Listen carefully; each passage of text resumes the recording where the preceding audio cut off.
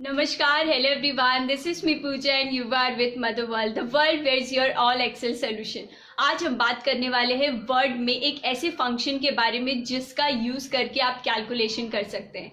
I am sure आप कई बार calculation करने के लिए कैलकुलेटर यूज करते हैं, पर क्या आप जानते हैं कि वर्ड में ऐसे एक फंक्शन के बारे में आपको ज़रूर पता होना चाहिए। जब आप रिपोर्ट क्रिएट करते हैं तो आपको जिस तरीके से एक्सेल में हमें बहुत सारे फंक्शन प्रोवाइड होते हैं सो दैट हम अपनी कैलकुलेशन को ईजी से कर सके, उसी तरीके से वर्ड में भी ऐसा एक फंक्शन है जिसके यूज से F9 है वो F9 जो एक पावरफुल टूल कहा जाए, वो वर्ड में एक ऐसा फंक्शन है जिसके थ्रू आप कैलकुलेशन यूज़ कर सकते हैं और आपको कोई ज़रूरत नहीं है कैलकुलेटर यूज़ करने की।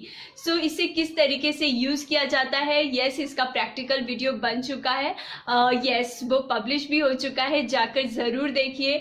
और यस हम कब तक कैलकुलेटर का यूज़ करेंगे, स्मार्ट है हम, और अगर हम मदरवर्ल्ड के साथ चल रहे हैं तो हमें तो लोगों से एक दो कदम आगे ही रहना चाहिए।